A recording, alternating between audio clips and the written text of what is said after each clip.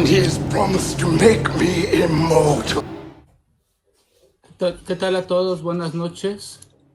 Mi nombre es Miguel Muñoz. Estamos aquí transmitiendo en el Síndrome Renfield. Me acompaña esta noche, como todas las noches, espero de aquí a lo que dure este programa, que espero que sean muchas noches más, César Mancilla y Natalia Cedillo. Natalia es nuestra invitada esta noche. Vamos a hablar de un vampiro que comentaba tras cortinillas que me parece que es uno de los grandes vampiros que han existido en la literatura. Vamos a hablar de ni más ni menos que Lord Ruthven. El programa se titula Antes de Drácula fue Lord Ruthven y así es. Vamos a hablar no solamente de la obra del vampiro, sino también vamos a abordar la vida de Polidori y vamos también a platicar acerca de el mito de la villa de Odate. Pero antes de comenzar, darle la bienvenida a Natalia. ¿Qué tal, Natalia? Buenas noches, ¿cómo estás? Hola, ¿qué tal? Buenas noches. Muy bien, muchas gracias. No, por nada. Y César, ¿cómo has estado estos días? ¿Qué tal? Hola Miguel, hola Natalia y hola a todos los que están escuchando y viéndonos en este nuevo programa llamado Síndrome Renfield. Pasamos la barrera del primer programa. Uno siempre hace un programa y no sabe si viene el segundo, pero viendo las reproducciones que tuvimos en el programa anterior, podemos decir que tenemos una pequeña audiencia que está siendo fiel poco a poco. Yo estoy feliz por tener este nuevo programa, por tener a una gran invitada, así que espero que sea una velada interesante, donde podamos aprender mucho más sobre este vampiro llamado Lord Ruthven. Así que nada más que todos, bienvenidos.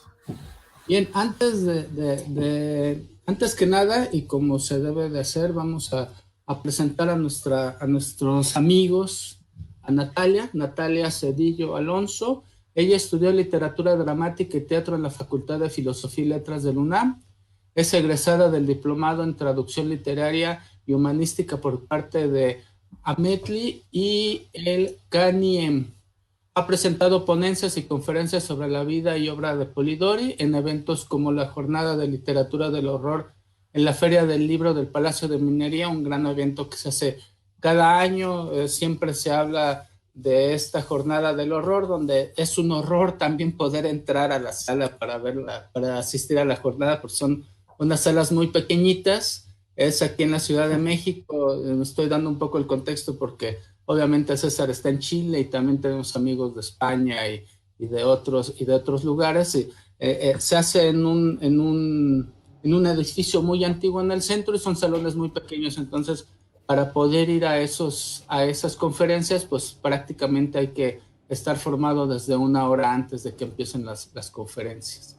La conferencia que dio ahí también en el Salón Internacional de Summer se llamó Summer of 1816 Creativity and Turmoil, University of Sheffield y el Simposio de Romantic Reputation en la Universidad de Nottingham en Birmingham, y es administradora de la cuenta de Twitter John W. Polidori.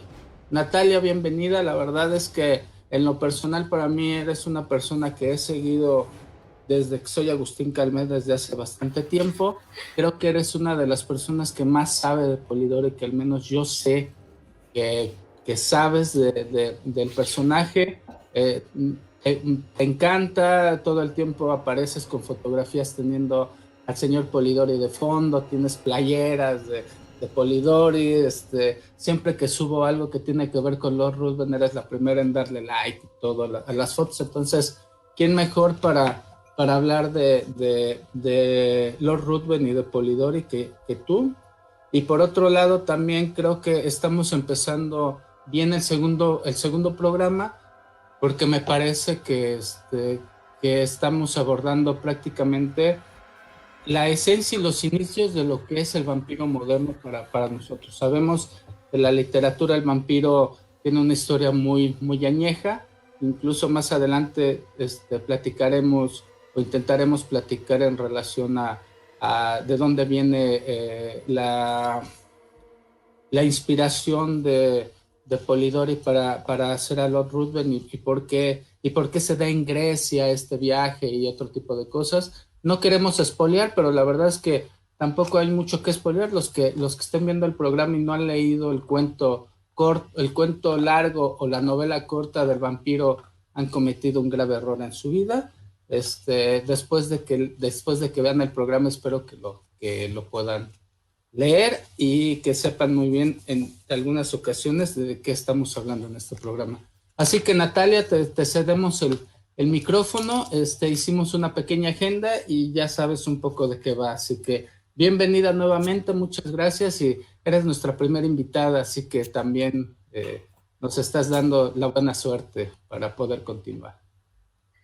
Pues muchas gracias, ya te agradecido previamente, pero otra vez y ahora formalmente, digamos, frente a la audiencia. Muchas gracias por abrirme el espacio, por invitarme y por confiar en mí para, pues, abrir de alguna manera el programa, si tomamos en cuenta el primero como una especie de abrebocas, pues ahora me están concediendo pues sí, el primer episodio de alguna manera y eso, pues eso es muy, muy importante. Perdón, Nati, que te interrumpa, pero no se escucha muy bien. Te vemos bien, Nati, pero no te escuchamos. ¿Ahí me escuchan mejor? Ya, sí. ¿Ya? Sí. Mucho mejor. Y de hecho fue muy afortunada la invitación porque este año 2021 se conmemora el bicentenario de la muerte de John William Polidori. Precisamente 200 años, en 2019 fue el bicentenario de la publicación del vampiro y 2021 que sería... Perdón, Natalia, se volvió a perder otra vez Híjole. Se oiga bien ahí. A ver, déjenme probar algo. A ver, ahí qué tal se oye. Se oye mucho mejor, súper. ¿Sí? Sí, okay. sí. Perfecto. Entonces, les decía, es el bicentenario luctuoso de la muerte de John William Polidori y están dándose muy buenos y propicios eventos para conmemorarlo y eso a mí me da mucho gusto porque llevo muchos años con este trabajo o con el darme pues a esta figura que se ha vuelto pues importante para mí. Entonces, la idea era pues partir obviamente del contexto. ¿Quién es John William Polidori? ¿Quién es así llamado padre del vampirismo moderno o de la literatura vampírica moderna, como le llaman? Y para esto, vamos a empezar. Aquí es cuando yo puedo compartir la pantalla, ¿cierto? Sí, sin problema. A mí me gustaría, obviamente después lo podrás comentar, pero me llama la atención por qué te interesa a ti la figura de este vampiro, que quizás para la gran mayoría somos muy fanáticos de lo que es Drácula y algún otro, pero me llama la atención que para ti también sea importante Lord Ruthven. Entonces, no sé, también me gustaría que nos contara un poco de ti, qué fue lo que te hizo llegar a interesarte en este personaje y en su autor, por supuesto. Bueno, esa sería la historia de qué me inició en los vampiros de principio, qué me inició en la literatura de vampiros y bueno, rápidamente, como muchos, me imagino, nos tocó las primeras historias de vampiros que pudimos leer, vinieron en antologías. Son pocos los que empezaron con una novela larga, por así decirlo. Entonces, en una antología de cuentos de vampiros, me encontré con este relato del vampiro de Polidori y como la información previa comentaba parte de su vida tormentosa y de la mala relación que tuvo con Lord Byron, etc., me pareció muy interesante, muy intrigante, incluso hasta indignante pensar que la persona responsable de estas criaturas tan fascinantes, tan poderosas y tan aspiracionales haya sido alguien tan vejado por un autor, en este caso ya consolidado, que haya sido tan trágica y tan desafortunada su vida. Entonces inició ¿cómo es posible que esta literatura tenga un origen tan desdichado? Y esa investigación me llevó a profundizar más en su vida en un momento en el que no había tanta información o no estaba tan a la mano, y pues se convirtió en pues una suerte de enamoramiento, podríamos decir, tengo una especie de matrimonio poético con platónico con este autor, porque a este punto, independientemente de su obra, estoy muy comprometida con la idea de vindicar su vida y con la idea de vindicar su obra.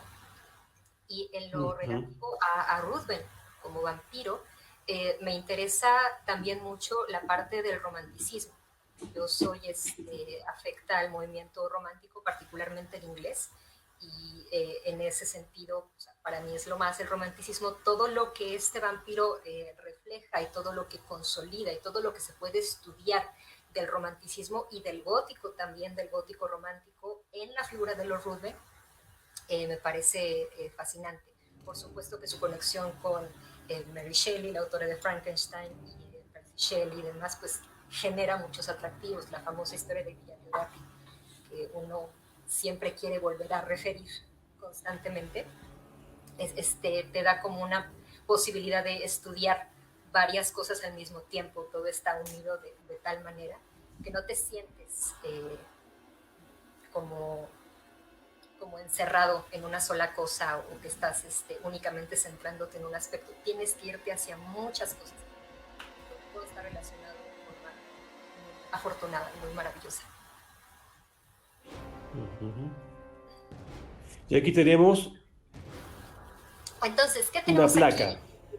Esta es una placa conmemorativa que se colocó, como dice ahí, en el 98, y dice John William Polidori, del 795 al 821, poeta y novelista, autor del Vampiro, nacido y muerto aquí.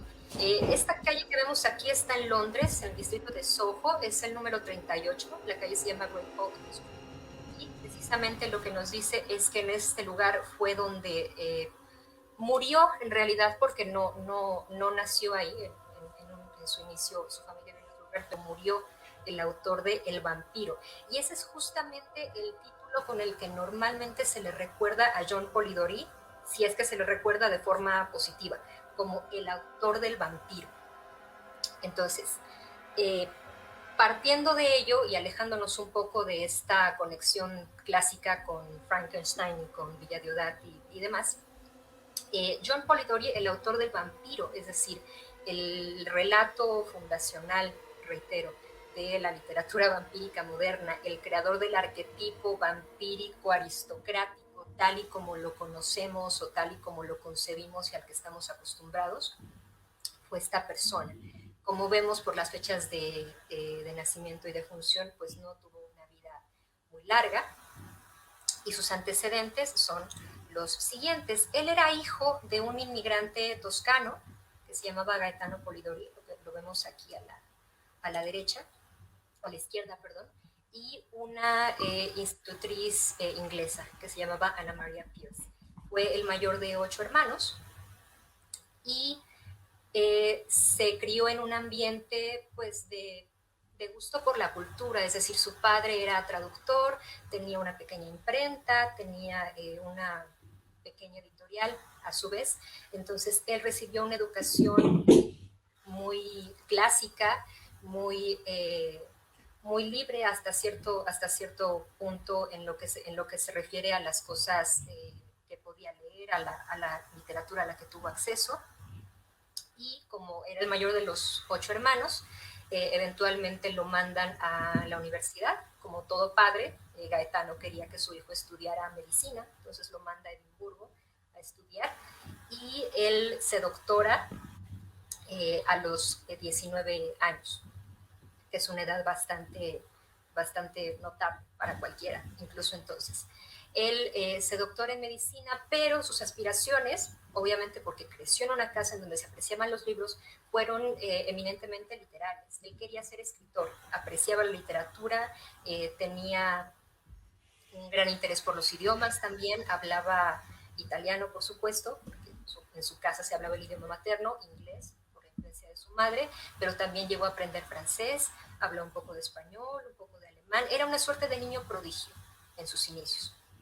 Entonces termina la carrera y se toma un tiempo para decidir si va a seguir la línea de la medicina, si se va a volver escritor.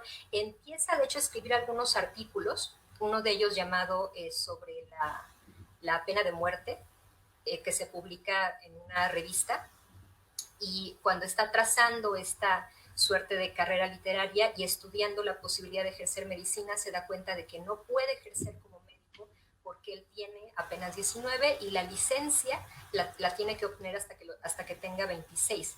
Entonces, no puede ejercer la medicina, está pensando si enrolarse en el ejército, si seguir escribiendo. Su padre, por supuesto, no desea que sea escritor, y es entonces cuando conoce a el gran poeta Lord Byron, que en ese entonces era la sensación de la literatura inglesa en Inglaterra. Ahora, aquí el contexto del romanticismo, que es muy importante resaltar, es que cuando se habla de la relación entre Polidori y Byron, se obvian muchas cosas, porque se suele decir mucho que uno, o sencillamente se llevaban mal; dos, o que Byron maltrataba a Polidori porque Byron era una mala persona o porque era alguien cruel y Polidori era la víctima, etc. Pero podemos puntualizar ciertas cosas. Por ejemplo, rara vez se toma en cuenta que una cosa es, más bien, un Byron es el que podríamos decir es la persona en su intimidad, el Byron real, por así decirlo, el que nunca conoceremos, y otra cosa es el Byron que se presentaba al público, es decir, la imagen que Byron proyectaba de sí mismo como alguien ligado con lo demoníaco, que exploraba las cismas de lo macabro, como ese rockstar de la poesía. Ese es el Byron que Polidori inicialmente conoció y admiró.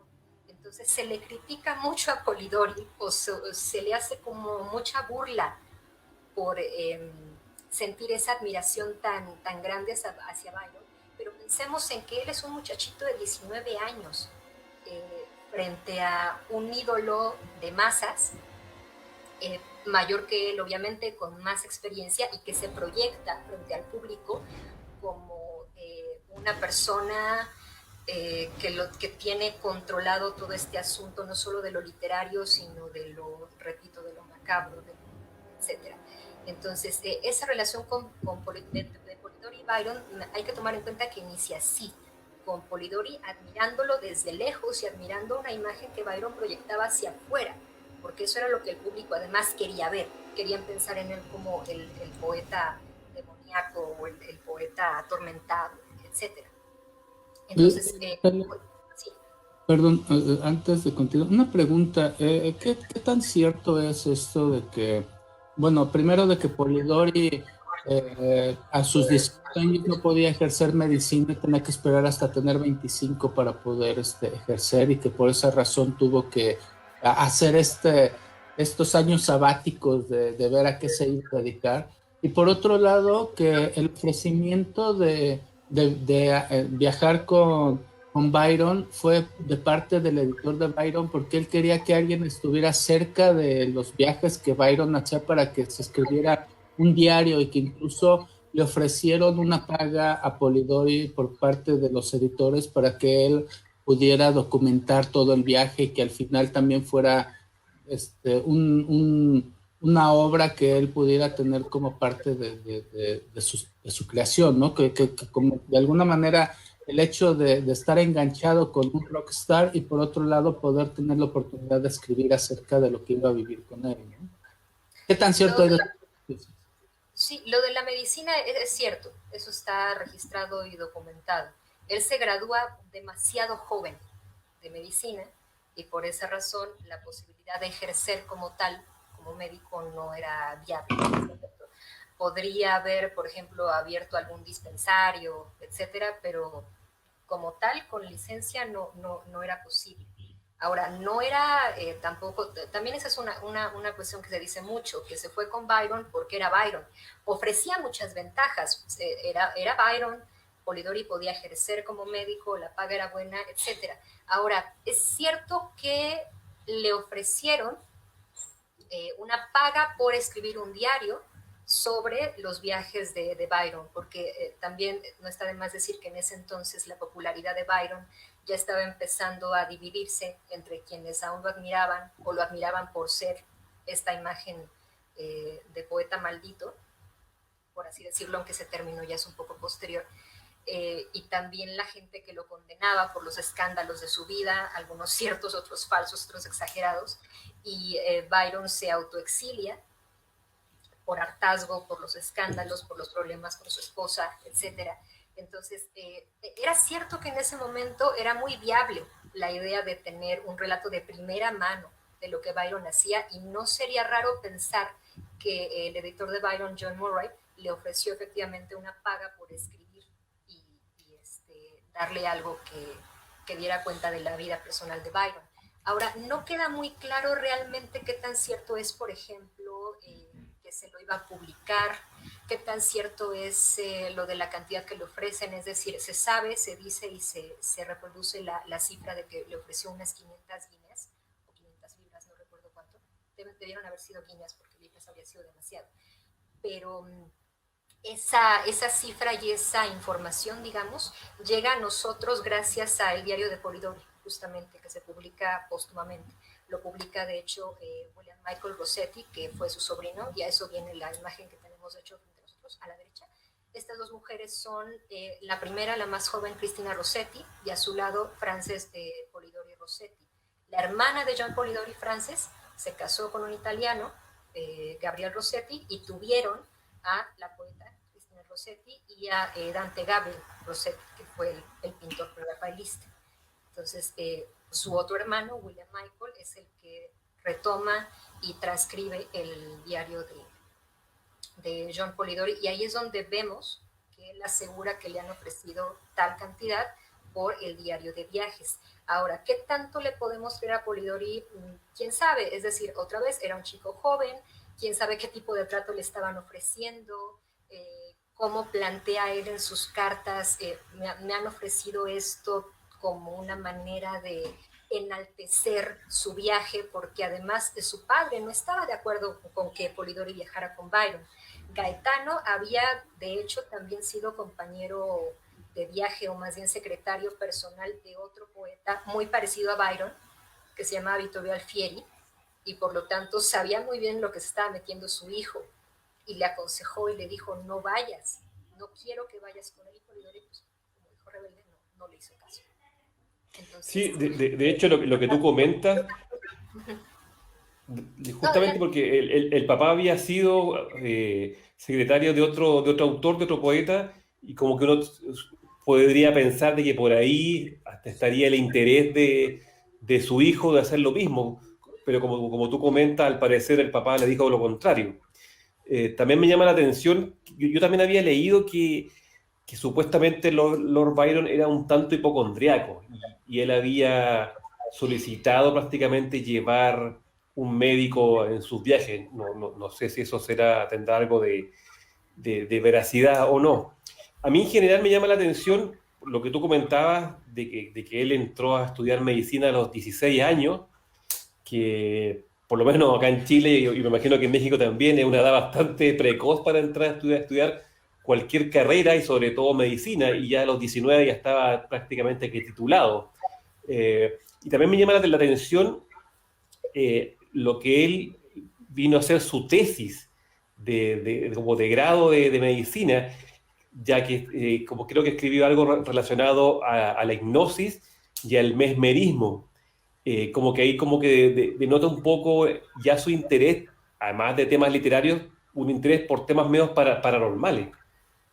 Porque si uno lo analiza, un médico que se dedique a hablar, es como si en este tiempo un médico hiciera una tesis sobre el Reiki. El Reiki vendría siendo el mesmerismo actual. Ya, recordemos el mesmerismo con toda esta teoría del magnetismo animal, que se podían curar a las personas, que de cierta forma el Reiki hace lo mismo. Entonces, ya también como que te marca algo en la personalidad de él. Entonces, hay varias cosas como que ya llaman la atención. sí, y qué bueno que tocas el asunto de la tesis. Específicamente era sobre sonambulismo. Le llamó oneirodynia, pero era sobre sonambulismo. Ahora, si uno ve la tesis, que es cortita y la escribió en latín, o sea que también hablaba latín, no es ni muy propositiva ni muy original, ni muy científica tampoco. En la tesis queda muy claro que como médico, como estudiante, Polidori habría sido muy bueno, habría sido muy buen estudiante, pero no tenía mentalidad científica en realidad.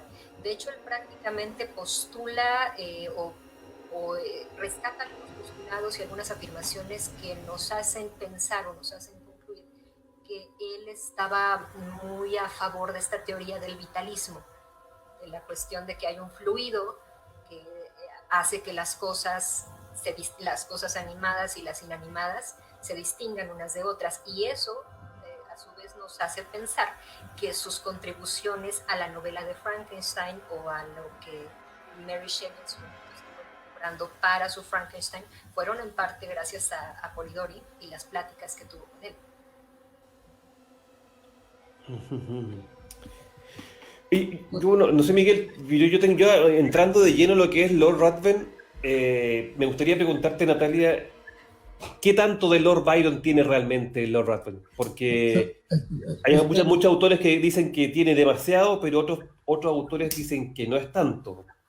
No sé si Miguel quiere ver algo antes de Sí, preguntarle esto. sí me gustaría porque creo que la construcción de Lord Ruthven va más allá de Byron, aunque sí está muy basada en Byron. Me voy a adelantar un poquito, pero Lord Ruthven aparece en un cuento de 1816 que no es propiamente ni de Byron ni de Polidori, es de Caroline Tam, que fue una amante o una novia de Byron, y ella ya le traía entre ceja y ceja que se quería desquitar de lo que Byron le hizo, y construyó el personaje basado en él, aunque no es un personaje vampírico todavía, pero sí tiene muchos rasgos de Byron, y me gustaría abordarlo antes. Pero ya que estamos hablando de la relación de Byron con Mary Shelley, y de todo esto, me gustaría que platicáramos, ahora sí que abordáramos el tema ya teniendo un contexto de quién era este niño genio,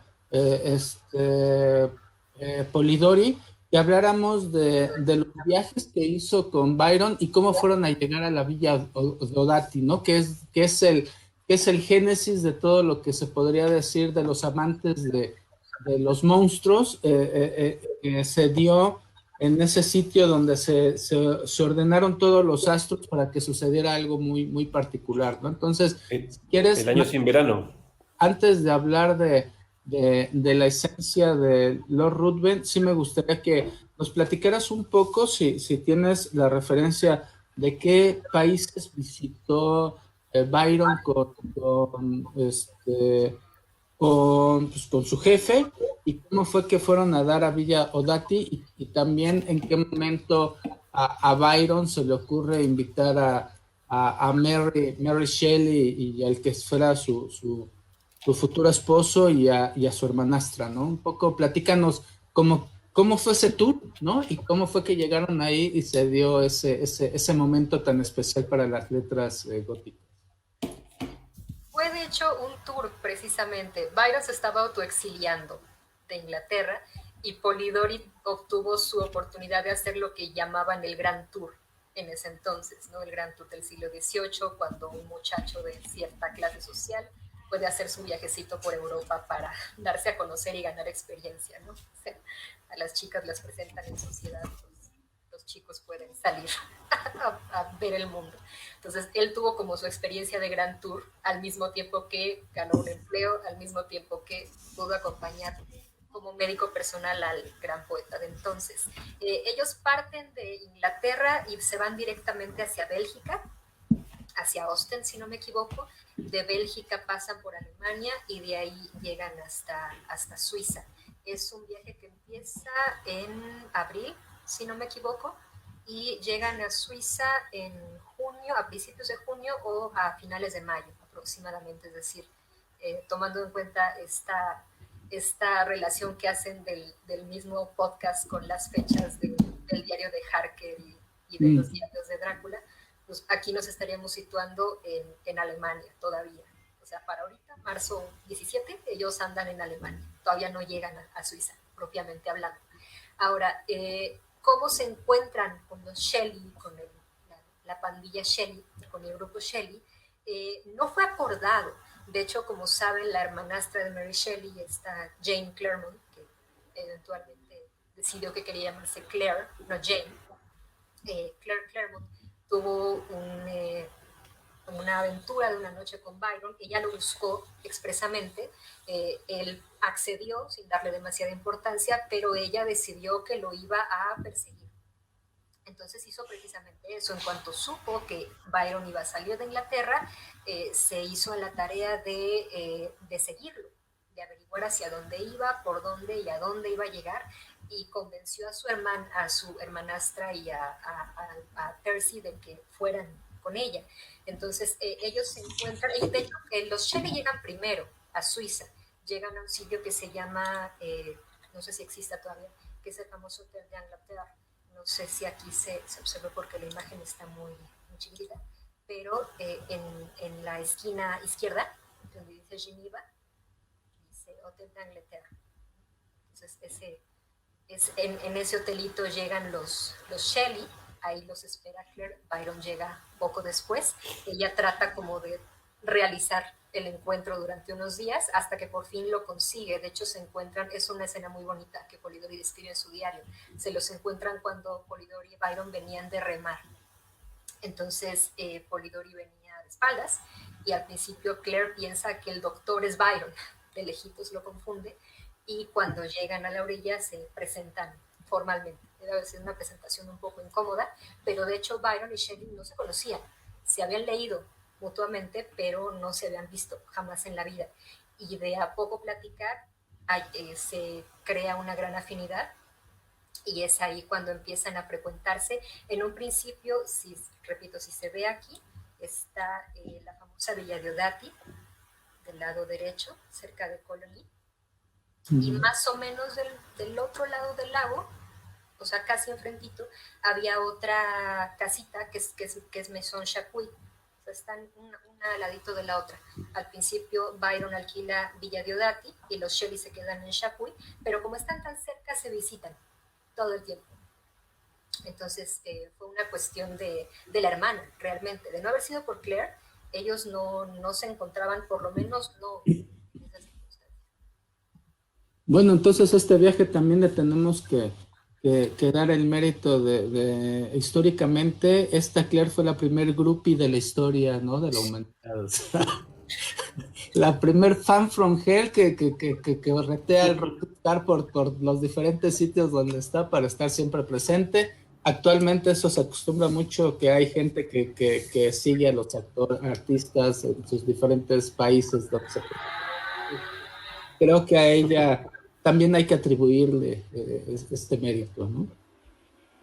Y en Villa Diodati habían estado antiguamente otros grandes ilustres, como Milton. O sea, era un lugar, la verdad, que era visitado por bastantes eminencias, entonces no era cualquier lugar. Precisamente.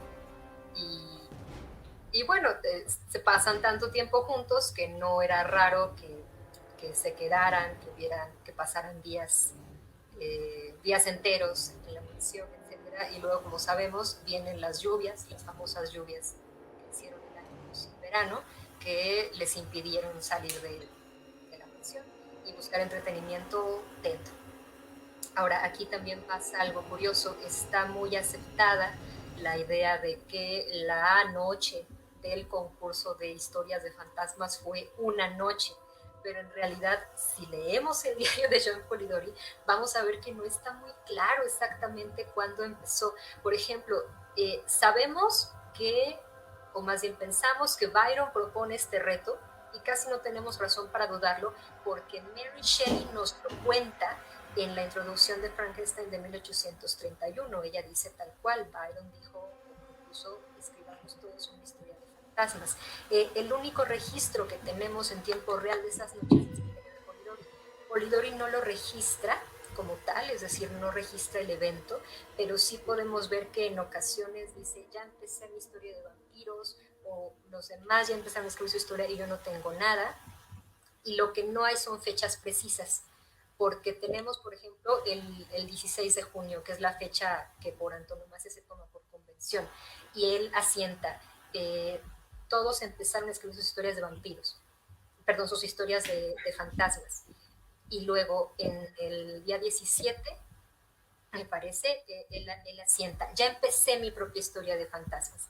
Y luego el día 18 es cuando narra lo de que Byron estaba recitando Christabel de Coleridge y Percy tuvo una visión extraña y salió corriendo del cuarto, y ahí es cuando Polidori también vuelve a mencionar lo de las historias. Entonces parece ser que fueron como varias jornadas de terror, más que un solo día, más que una noche marcada en el calendario. Parece ser que fueron varios días de leer, de quizá de proponer o de escribir.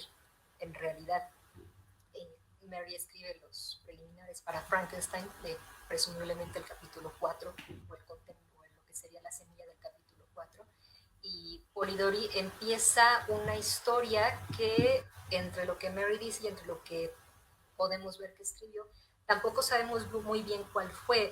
Mary en la introducción de Frankenstein dice que Polidori concibió una historia de una mujer que ve su cabeza convertida en calavera por mirar a través del ojo de una cerradura prohibida.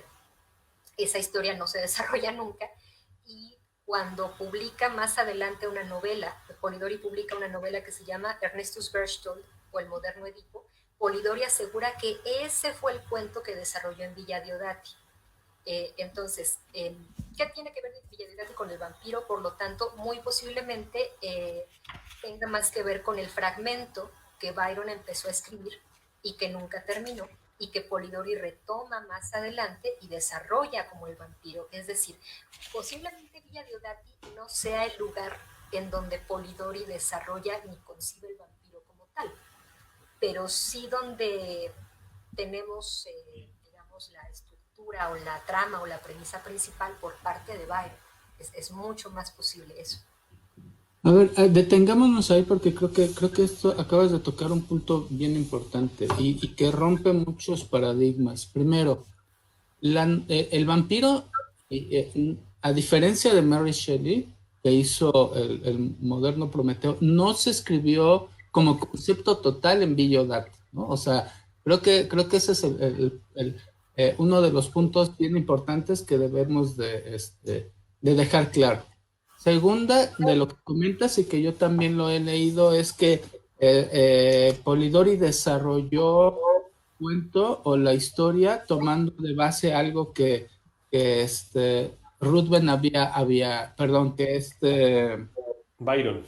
Byron había escrito, tomando como base justamente una historia donde unos amigos van a Grecia, se muere uno de ellos y después reaparece en Inglaterra nuevamente vivo, ¿no? Entonces, ahí se nota claramente la esencia del vampiro, y que después Polidori lo retoma y lo escribe con una hechura increíble, porque la verdad es que si uno lee con cuidado los textos, la prosa, la manera en la que está redactado el cuento, lo hizo bastante bien, ¿no? Y otra cosa que creo que para todos sería bien importante y intentar entender, porque de alguna forma eso pudo haber sido base de la imaginación, es qué libro o qué cuentos estuvieron leyendo prácticamente, y si a la fecha hay oportunidad de poderlos leer. Quiero que nos platiques un poco de eso. Yo sé que en Colombia hicieron la traducción del libro, pero platícanos un poco más, ¿no? Porque eso es bien importante. Sí, ay, qué emoción, porque de hecho justamente esa traducción colombiana me tiene muy emocionada.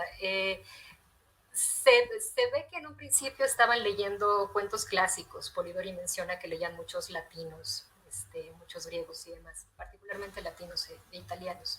Y en algún momento, justamente entre las fechas del 15 y el 18, las conversaciones parece que empiezan a cambiar gracias a un libro que se llamaba Fantasmagoriana. Fantasmagoriana es una antología de cuentos alemanes traducida al francés. Hay algunos académicos críticos que especulan, de hecho, que Polidori pudo haber sido quien llevara ese libro a Villa Diodati, porque él era quien tenía una vida más activa en Ginebra. Él era el que salía más a la ciudad, compraba muchos libros y, por supuesto, aparte de Claire, era el único que sabía francés. Claire y Polidori eran los que sabían francés y el libro estaba en francés. Entonces parece que todo indica que él fue quien trajo estas historias a Villa Diodati, que se pueden encontrar en una edición en inglés que la tradujo una tal señora Utterson, pero que les hizo muchas alteraciones y que afortunadamente en español recientemente tradujo una editorial colombiana, que es la editorial Foco. No les he podido echar mano, pero por lo que he visto del proceso de edición, las entrevistas que se hicieron con las editoras y con el traductor, es un proyecto muy bien hecho. Por lo que entiendo, tienen pensado traerlo a México y espero que lo traigan pronto. Ahora, me parece que una editorial que se llama Erasmus en España publicó una traducción de sus cuentos, pero les puso algo así como los cuentos de Villa Diodati o los relatos de Villa Diodati, algo de Villa Diodati. La editorial es Erasmus, que también publicó un diario de Polidori y le puso Viajes por Europa con Lord Byron. No sé cómo es esa traducción, tampoco le he podido echar mano, pero parece que ya tenemos cerca nuestro posibilidad de acceder a las historias que inspiraron esas jornadas de horror. Sí, pues ojalá, porque mira, esa traducción colombiana, justamente yo le escribí al editor, le dije que quería el libro, que se lo pagaba, y me dijo que no veía la manera de cómo mandármelo, entonces que no me lo podía, no se podía hacer la venta. Me parece absurdo porque los que estamos un poco enfermos con esto sí somos capaces de pagar la paquetería al costo que no lo digan. A mí me dijeron que sí tenían planes de traerlo, obviamente eso dependerá de pues sí puede tardar de ellos. Pero, digo, la ventaja es que ya está traducido al español. Ahora, platícanos un poquito, más o menos así, muy rápido, una línea de qué hablan esos cuentos. Disculpe, ¿es Fantasmagoriana que están hablando? Sí. ¿El que querías comprar? Fantasmagoriana, así es. Pero los cuentos que supuestamente le quisieron leer, ¿cierto? Que leyeron esa noche. Que leyeron. Son cuentos de fantasmas, cuentos góticos, con... Claro. Hay una serie que se llama Un es el cuarto gris y el cuarto negro, o sea, se imaginarán emplazamientos con un fantasma, algunos son muy cómicos, hay uno de no recuerdo el nombre, pero hay uno de un fantasma que te corta el pelo. Entonces, hay de todo, son muy entretenidos. En este momento no recuerdo la relación directa, pero sí se pueden ver que hubo influencias de algunos de ellos en los relatos posteriores. Ya. Ahora, ya sabemos qué pasó, cómo estuvo el asunto, que el vampiro se escribió después de que Polidori ya no estaba en Villa Diodati. Ya sabemos que Mary Shelley y él se llevaban muy bien y todo lo demás. Ahora platícanos qué sucedió cuando él termina el texto y lo intenta publicar, y después qué reacciones hay en relación a esta obra. Pensemos que esto de Villa Diodati ocurre en el 16. La publicación se da en el 19. Entonces, en espacio de 3 años, ¿qué es lo que ocurre? Despiden a Polidori. Byron lo despide tras haberlo mantenido a su lado unos 3 meses. O sea, en realidad no pasaron mucho tiempo juntos, pese a lo mucho que marcó Byron en la vida de Polidori. Él viaja por Europa, viaja por Italia y regresa a Londres después de haber tenido problemas para mantener su profesión fuera de Inglaterra. Y cuando regresa, empieza otra vez a tratar de publicar, empieza a tener cierto éxito con algunas de sus reseñas y textos que salen en periódicos, y luego el 1 de abril de 1819 aparece el vampiro en una revista que se llamaba la New Monthly Magazine. Ahora, la cuestión de la publicación del vampiro es uno de los grandes misterios literarios que quizá nunca lleguen a resolverse, porque hay una variedad de testimonios, unos dicen una cosa, otros dicen otra, y no tenemos realmente evidencias de qué fue lo que pasó. Lo que ocurre es que tal cual sale el relato en la revista,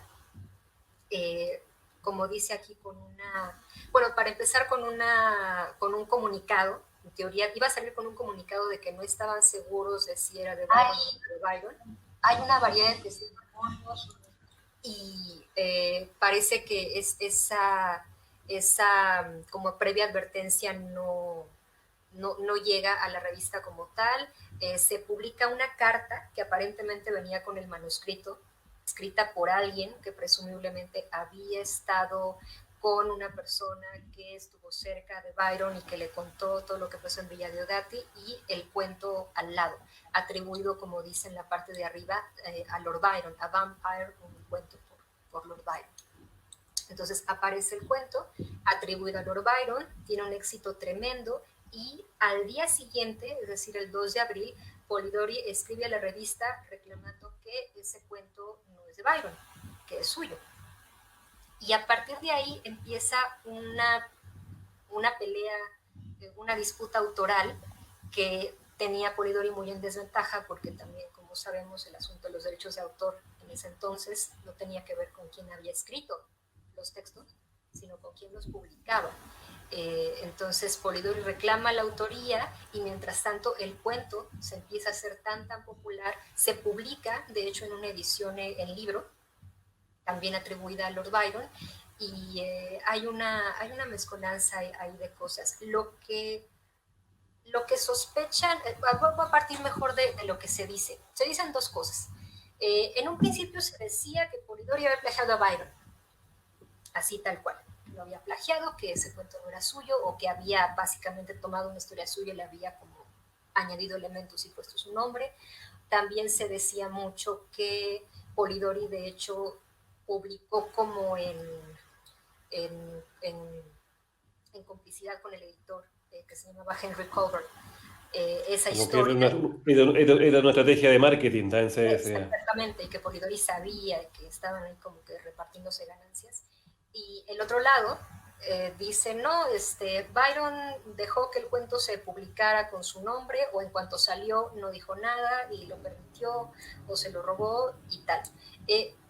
Ambas cosas tienen sus bemoles. Lo que últimamente algunos críticos están examinando respecto de las cartas y fechas y actitudes y demás, es que de hecho el cuento sí se publicitó días antes de que se publicara.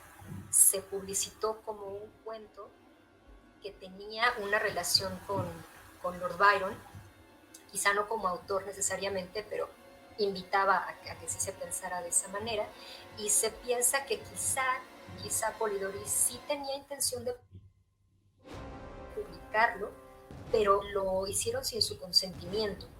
Eso es lo que se especula, porque él lo que dice en su carta es: este cuento no está listo para su publicación, tiene detalles, tiene cosas ahí que no están del todo bien. Lo que él alega, o la historia que él cuenta a su vez, es que esa historia, en efecto, la desarrolló a partir de una trama ideada por Lord Byron, que Lord Byron le había referido, y que él terminó el cuento porque una dama, así lo dice, una dama, se lo había pedido. Le había dicho que no lo creía capaz de terminar o de desarrollar esa idea en un plazo de 3 días.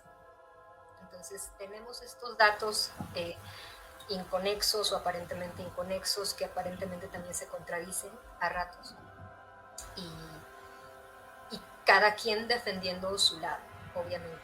Aquí lo único que está claro es que Byron estaba lejos en Grecia, seguía en Europa, nunca regresó a Inglaterra, por lo tanto le llega la noticia muy tarde, y el hecho de que no haya podido hacer demasiado para parar esa publicación falsamente atribuida a él, pues tenía que ver con la distancia.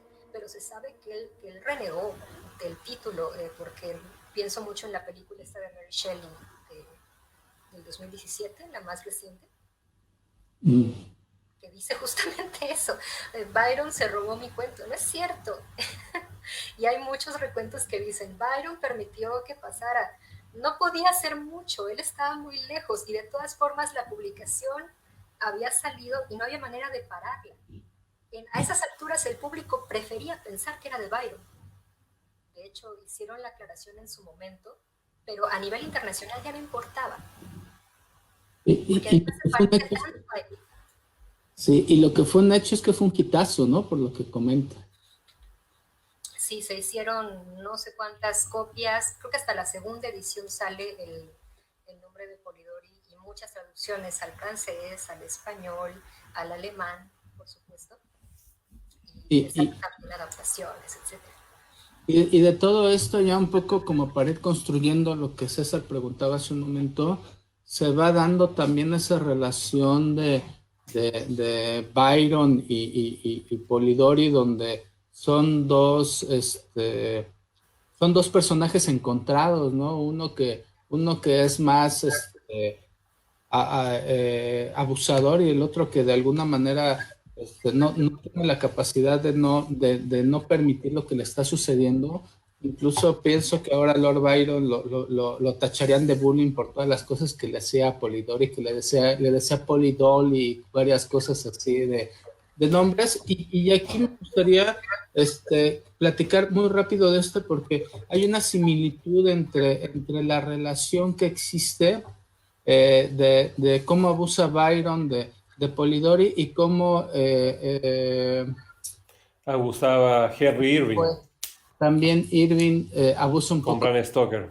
Aunque en realidad Stoker idolatraba a Irving, ahí hay una gran diferencia, y Polidori se ve que termina asqueado de Byron, ¿no? Pero platícanos un poco cómo ves esta coincidencia un poco de los autores en ese sentido. Para empezar, la relación entre ambos, aunque se ve muy polarizada, no era tan mala. Si examinamos lo que ambos dicen del otro, incluso cuando su relación laboral y personal se partió, ambos reconocen sus errores y ambos dicen, fulano y tal, por ejemplo, Byron dice de Polidori, era bastante capaz, es inteligente, no tiene malicia, y Polidori reconoce, ¿no? Pues, yo cometí tales errores. Y la relación está otra vez dentro de la mitificación más polarizada de lo que realmente fue. Ahora, ¿cómo es que se da esta coincidencia entre lo que pasa entre Byron y Polidori y Stoker e Irving?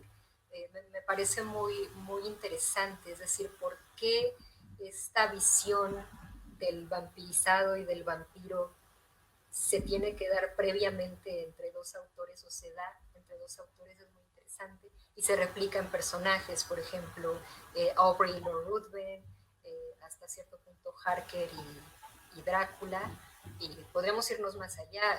Louis y Lestat tienen una relación bastante parecida, ¿no? Entonces parece que tiene que haber ahí una especie de binomio, voy a decirlo a falta de un mejor ejemplo, como de energía pasiva y activa, o pasiva-agresiva, o masculino-femenina, que de hecho es muy propio del gótico también, esta cuestión de lo indefenso y la amenaza, que es muy de los relatos góticos, quizá permea justamente en los autores que se acercan a estos textos, que escriben estos textos, o que a lo mejor se sienten identificados en esos textos y por eso, a lo mejor sin darse cuenta, los replican. Sería muy interesante.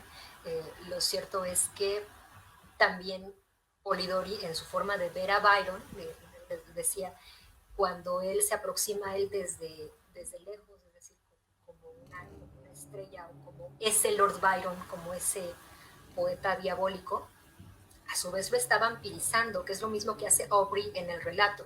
Nos dicen que Aubrey es un chico que cree en los libros que lee y que tiene como que está muy desapegado de la realidad, y que cuando ve a Lord Ruthven se lo imagina como un gran héroe romántico. Entonces, así como Polidori veía a Byron, y parece que él es muy consciente de eso, así ve Aubrey al mismo Lord Ruthven. Entonces lo inventa en cierta manera, o se lo imagina, así lo crea, por así decirlo.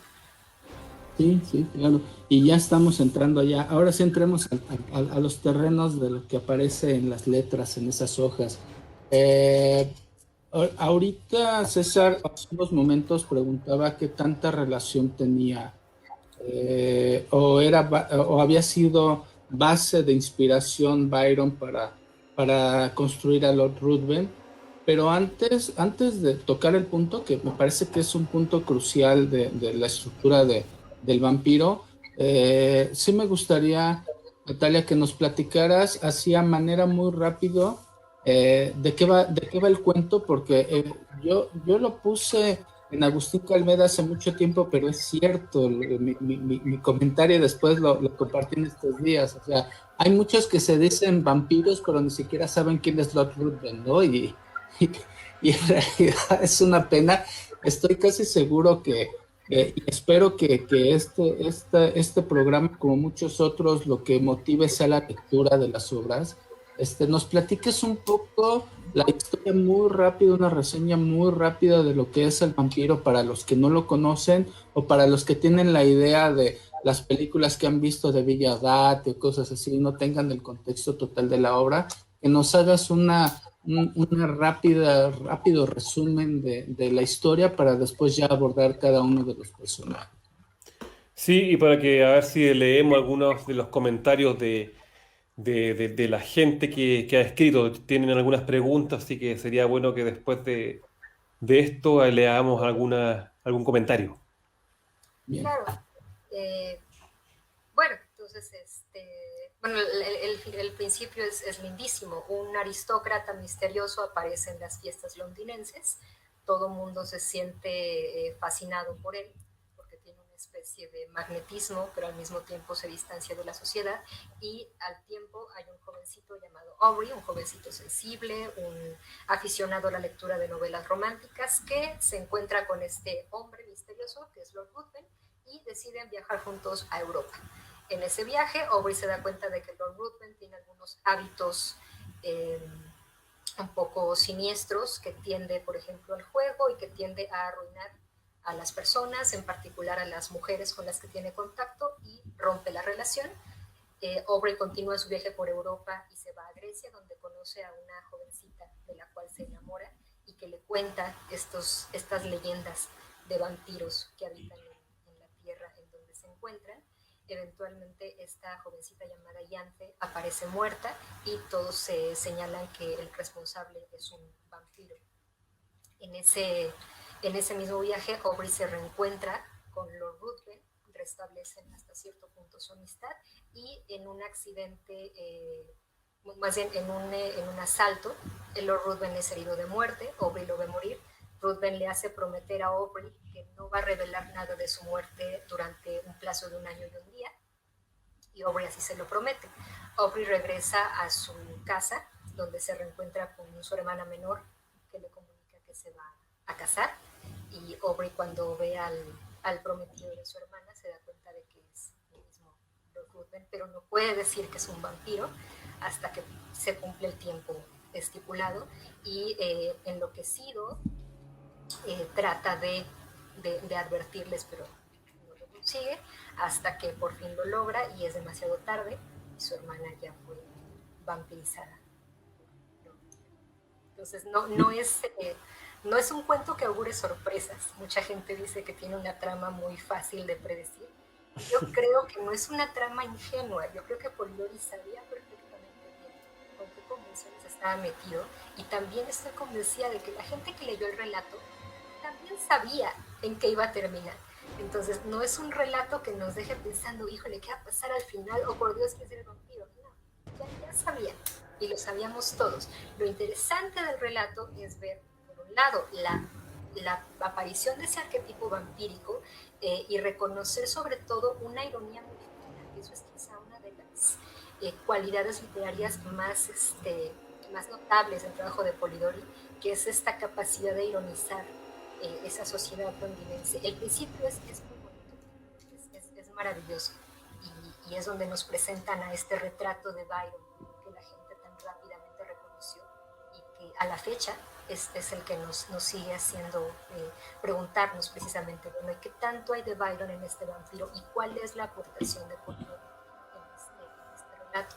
Yo creo firmemente que hay algo de byroniano en ese vampiro porque fue la inspiración para construirlo, pero también creo, y por eso esta cuestión de que Polidori se hizo como un traslado de la trama original y la adaptó, me parece un poco injusto, porque claramente la visión del vampiro no es la de Byron, es la visión de alguien que mira desde lejos, es una mirada ajena, es una mirada que mira a la sociedad londinense desde un lugar apartado y los juzga y los señala y, repito, ironiza, y es muy consciente también de su misma relación con él.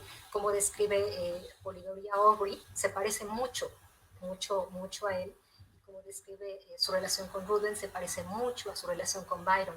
Mencionaba al principio que Polidori tenía una hermana muy querida para él, que es Frances. Aubrey tiene una hermana, entonces claramente la visión que escribe esta historia es la de Polidori. Tiene mucho de su biografía, tiene mucho de su condición, y claramente el Byron y el vampiro y el Ruthven que nos está presentando tienen mucho que ver con su experiencia con este mismo poeta. Bien,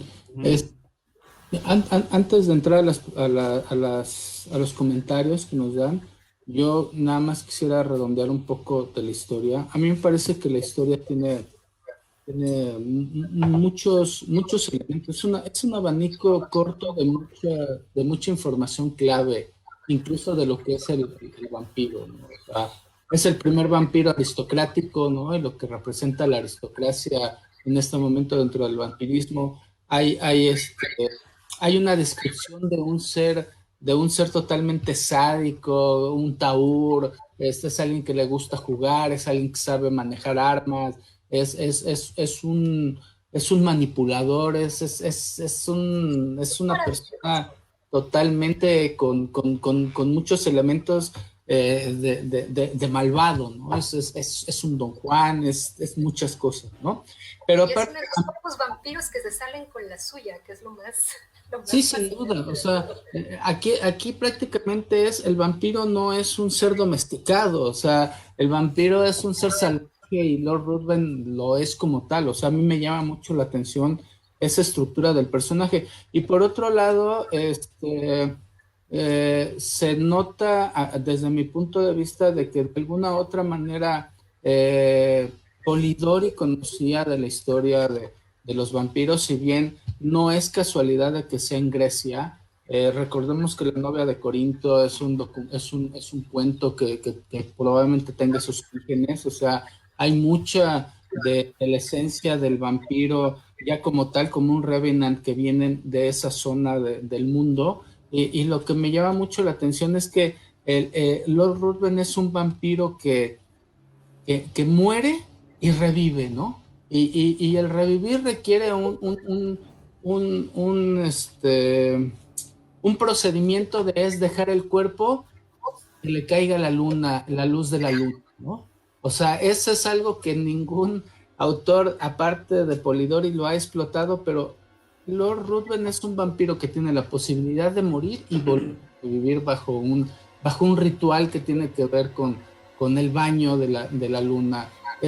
Son elementos increíbles. Parece que, como dices, que es un cuento muy obvio, pero en verdad trae muchísimas cosas y es una pena desde mi punto de vista que sea tan olvidado a estas alturas, porque evidentemente pues Bram Stoker escribió un documento de más de 300 páginas y Polidori solamente nos dio en condensado lo importante, ¿no? Probablemente Drácula podría haberse escrito en 150 páginas y hubiera sido un buen libro también. César, si quieres ayudarnos a comentar algunos comentarios o decir algunos comentarios que nos han compartido los amigos que nos están escuchando. Sí, antes de leerlo, estaba poco pensándolo a lo que tú, Miguel, decías, y por supuesto Natalia. A mí como que este cuento pienso que se hace más interesante, o para mí más interesante, todo lo que lo rodea, todo el contexto, más, yo lo veo como más interesante o que quizás que el cuento mismo. Hay un cuento que yo leí hace muchos años, de hecho lo releía para esta reunión, como la mayoría que comenta que lo tiene en la antología Vampiria. Yo lo tengo en esta que se llama El Vampiro, que la ven de Ciruela, y está en varios, la verdad. A mí me llama harto la atención la figura de Lord Byron, sobre todo su vida, la vida de Lord Byron, que es muy interesante, muy extrema, muy decadente además, y cómo esta figura, de cierta forma, de dandy, de rockstar, te da un poco marcando las pautas en la construcción de este personaje que termina siendo el ícono del vampiro que todos conocemos. Eh, También me llama la atención que en esta obra el vampiro no tiene colmillos, y así nos damos cuenta de que este tema es un aporte netamente de lo que es el cine. Nadie se cuestionó en su momento cómo podía sacar la sangre. Nadie pensó que tenía que morder y ocupar sus mismos caninos y que simplemente los dientes de vampiro no existían. Y es un vampiro además que anda de día, por cierto. Un vampiro que anda de día y muere con una bala, muere con un disparo, que también es otro tema que después como que se pierde en el transcurso. Quizás yo creo que el mismo cine como que también marca algunas pautas y desvirtúa un poco esta tradición de algunos elementos de tradición vampírica original. Eh, Así que eso, la verdad, me llama la atención cómo este cuento también obviamente es más desconocido que quizás podría ser el mismo Drácula, pero que tiene un gran aporte y un gran interés cuando uno va analizando cómo se va desarrollando el arquetipo del vampiro. Así que por supuesto que tiene una gran importancia. En el relato del vampiro sí se menciona que se usaron los dientes, pero como si le hubiera arrancado la carne a la chica en cuestión. Cuando mete la chica en Grecia. No se dan marcas, pero sí se dice que se ve la carne desgarrada. En el Claro. De hecho, algo como mucho más animalesco, pero sí, Claro. los dientes fue muy, muy posterior. Igual la capa que la trajo más bien el teatro. Claro, de hecho, claro, bueno, es clásico recordar las películas de la Hammer, donde me parece que esas fueron las primeras donde apareció el tema de los colmillos. La verdad, no, ahí no lo recuerdo, pero por lo menos en la Universal tampoco aparecían unos grandes colmillos, pero en fin. Vamos a leer algunas preguntas y comentarios. Bueno, vamos a saludar un poco a la gente que ha comentado: a Pituta Basaure, Carlos Cepeda, Mara Romero, bueno, nuestro amigo y contracturio Boris López, quien pregunta a Natalia, dice: así como existen los premios Bram Stoker para reconocer las mejores novelas anuales de horror, entiendo también que existen los Lord Ruthven Awards, dedicados al subgénero de literatura de vampiros. Y te pregunto a ti, Natalia, si nos podrías comentar algo de eso, si sabes algo de eso, de ese premio. Sé que los concede la Lord Ruthven Assembly, que es un conjunto de académicos, pero para mí son también un descubrimiento reciente. Entonces, apenas hace poco que comencé a stalkearlos, a ver qué hacen o dónde me puedo meter si es que se puede. Y no me he puesto a revisar qué tipo de premios conceden o a qué horas le han conseguido ese premio, pero ¿Y cuál será el trofeo? ¿Cuál será el trofeo? Exactamente. Sé que durante un buen rato hay un concurso que se llama Homenaje a John Polidori, que ese es para literatura de terror en general. No recuerdo quién lo organiza, pero también existe. Emilio Gómez, unos saludos a Miguel. Quizás podrías comentar en algún futuro la trilogía del Príncipe Maldito de Ramón Obón. Así que esa pregunta es para ti, Miguel. Boris también pregunta, dime, perdón. Perdón, es que como decías que era pregunta para mí, de Ramón Obón solamente he leído el primer texto. Evidentemente me voy a reservar un poco mi comentario porque sí estaría interesado en tener al autor presente en el programa. La verdad es que tampoco me he dado mucho la tarea de contactarlo. De Obón sé que tiene mucha relación que ver con los guiones del Santo, ¿no? Se tiene que ver con los guionistas de las películas estas del Santo. El maestro Coria, que después espero que algún día aquí nos acompañe y nos platique un poco del cine de vampiros, pero con mucho gusto, si hay posibilidad de contactar al autor o si alguien lo conoce y está interesado en acompañarnos, con gusto podemos hacer ese programa. Sí, también Boris López pregunta, una última pregunta, si Lord Ruthven ha vuelto a aparecer como personaje en otras novelas o cuentos más contemporáneos.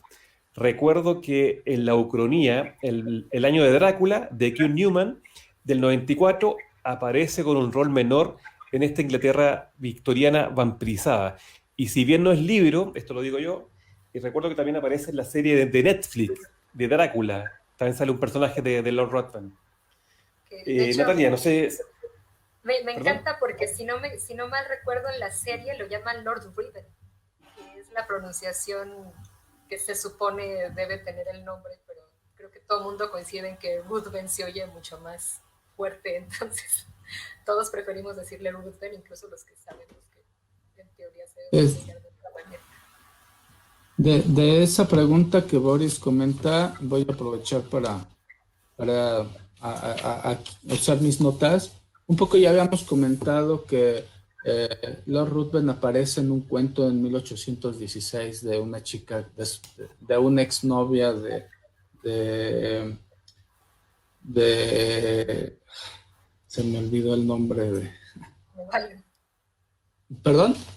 De Byron. De Byron, sí. Traigo pleito con Byron igual que probablemente muchos otros. Yo nunca he leído a Byron, que también podría ser un error en este sentido de lo ciegos que somos a veces de tantas cosas que hay que revisar y creo que ese es uno de los puntos que es un pendiente que tengo por ahí.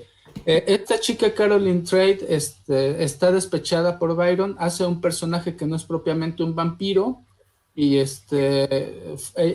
Byron fue amante de ella y usó el personaje para basarse en él, ¿no? Y un poco hablar de esa relación de alguna manera que tuvo. Y después este personaje que es un seductor de mujeres y después lo toma Polidori en 1819.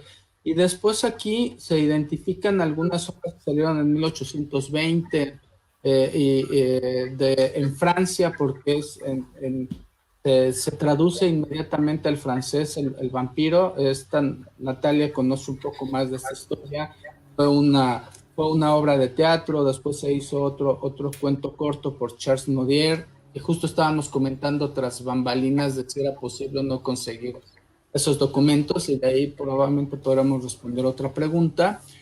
Después, en 1820 aparece un cuento o una obra que se llama El vampiro o la novela o la novia de las islas por James Blanche, que también es donde sale el señor Lord Ruthven.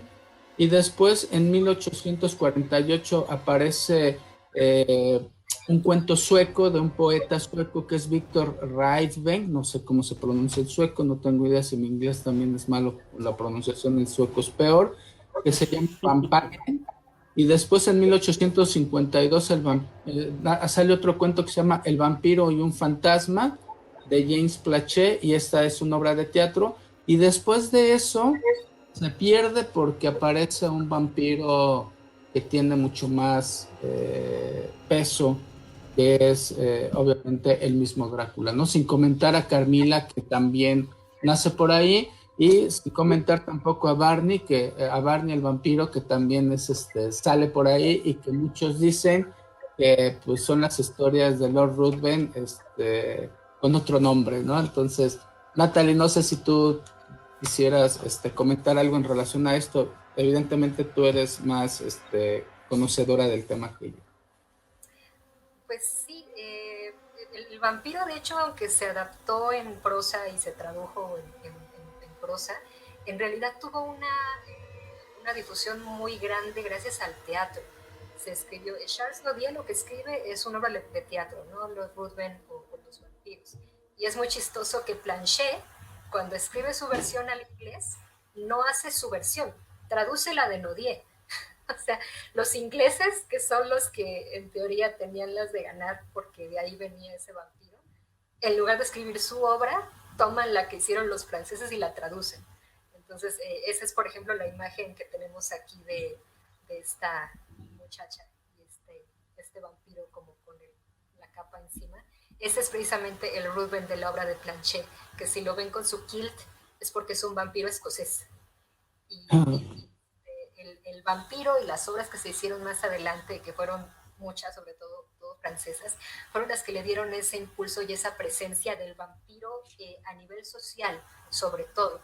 Es decir, necesitábamos, para empezar, meter al vampiro en la sociedad, o sea, sacarlo del campo, traerlo a la sociedad londinense, es decir, es una amenaza entre nosotros, y claro, plantar este discurso que por un lado puede también ser político del vampiro, del chupasangre aristócrata. Y cuando lo llevan al teatro es cuando tiene un éxito todavía mucho más grande. Hubo un boom entre 1820 y 1830 de teatro de vampiros impresionante, que de hecho dio pie a ciertos nuevos efectos en el drama gótico. Hay una cosa que se llama la trampa del vampiro, que es pues una trampilla al centro del escenario, que es donde en lugar de planché el vampiro desaparecía. Entonces era un efectazo impresionante. Básicamente Planché hizo la obra para poder utilizar ese efecto. Entonces el teatro le dio muchísimo impulso al vampiro, como también se lo dio en su momento a Drácula. Entonces el vampiro tiene una relación con el teatro también muy fuerte, si pensamos en esto y si pensamos en Stoker. Ya. Oye, y Dumas se comenta que hizo algo en relación, ¿no? También a Lord Ruthven, o es solamente algunos comentarios que hizo de la obra. Sí, también existe un texto de Dumas, no recuerdo, creo que tiene algo que ver con Odier, no lo he leído, pero existe, definitivamente existe. No tengo el dato exacto, pero la respuesta es sí. Pero, ok, bueno, aprovechemos entonces, ya que estamos hablando ya de Lord Ruthven, del vampiro, de dónde ha salido y todo, de hablar de los personajes. Y básicamente yo quisiera, vamos a volver a entrar al tema que estábamos comentando hace un momento. Hay dos personajes clave, ¿no? En la novela, en realidad son 4 los personajes principales.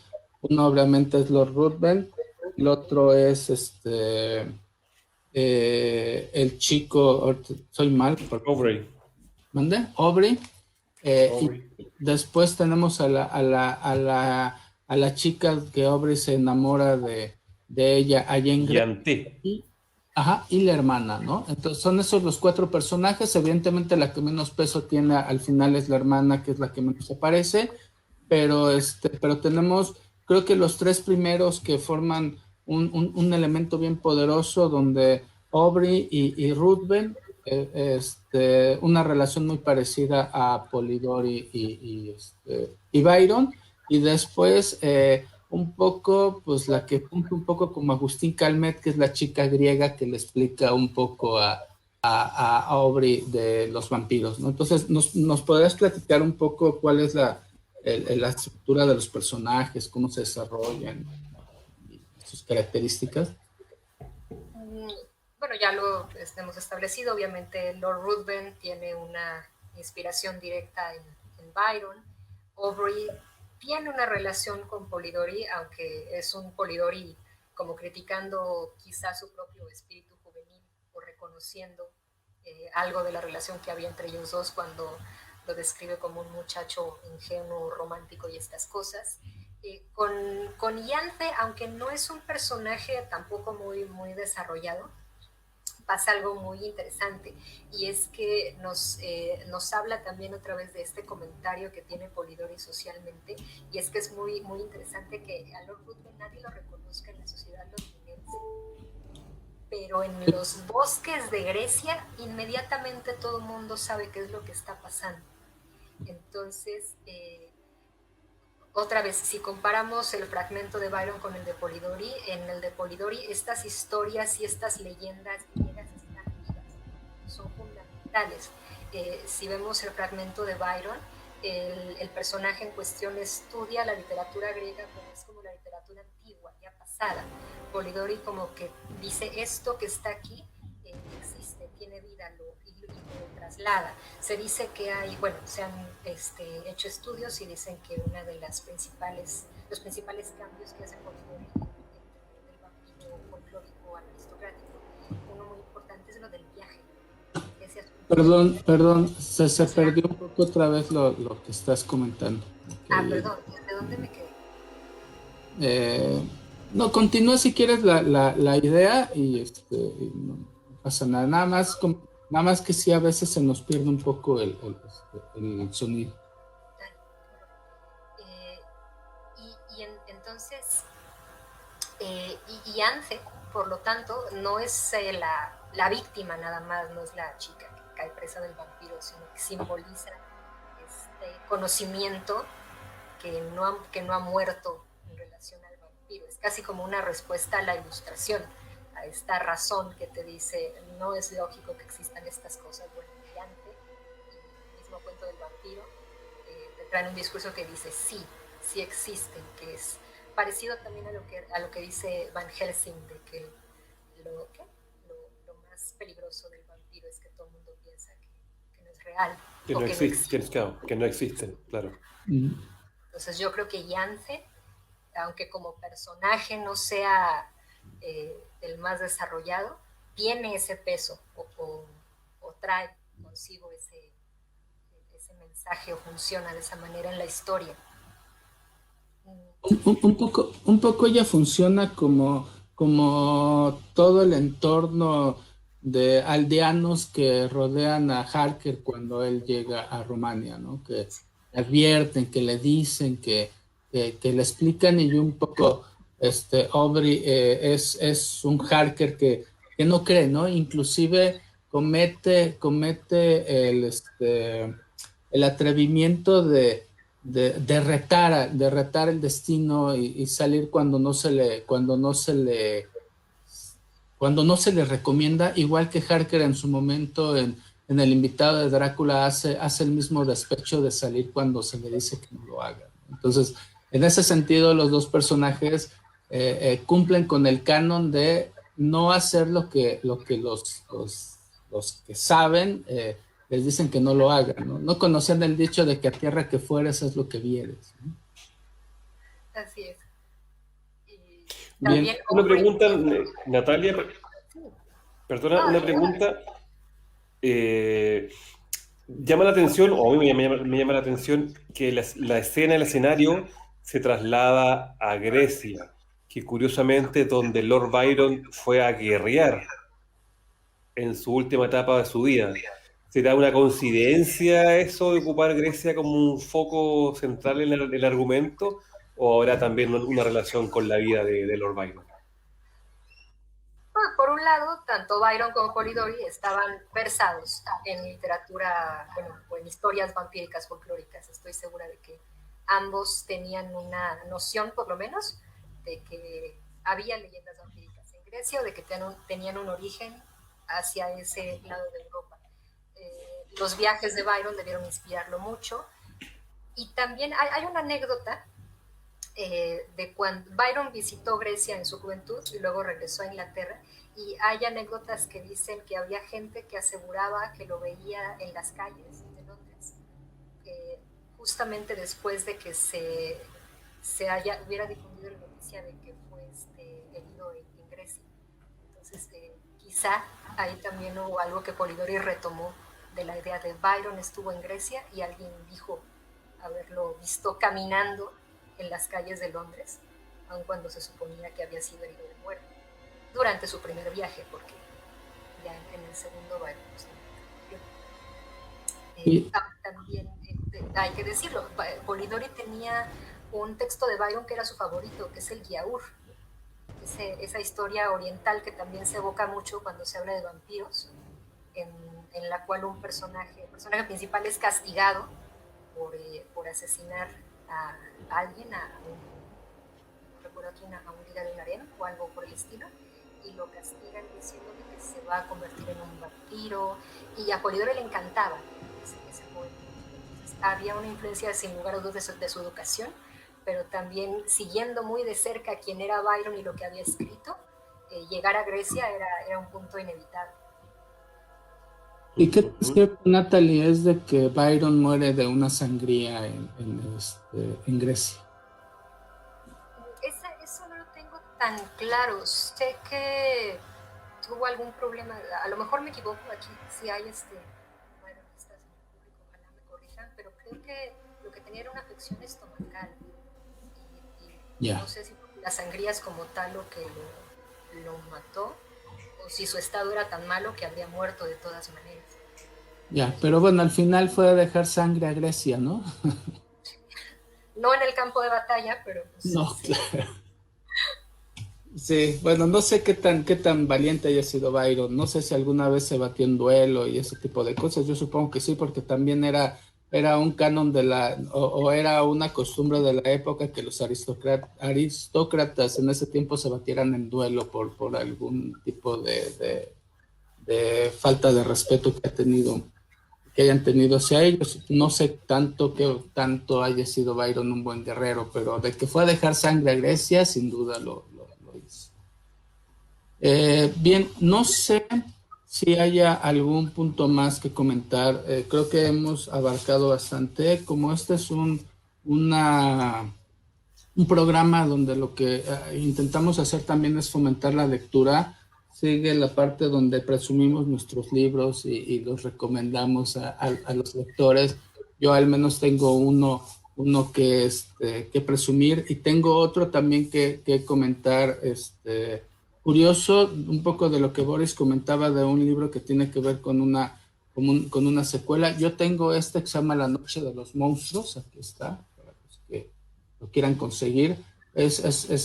A mí me parece como si fuera un DVD con extras, ¿no? Y detrás de cámaras trae extractos del diario de Byron, trae extractos del diario de Mary Shelley, trae la obra que escribió también Byron, y Polidori. Cada uno en su tiempo. No viene la de la cabeza de calavera, pero sí viene la historia que Byron escribió intentando cumplir con el reto. Entonces, bastante recomendable. No es un libro ahora fácil de conseguir, se puede conseguir todavía.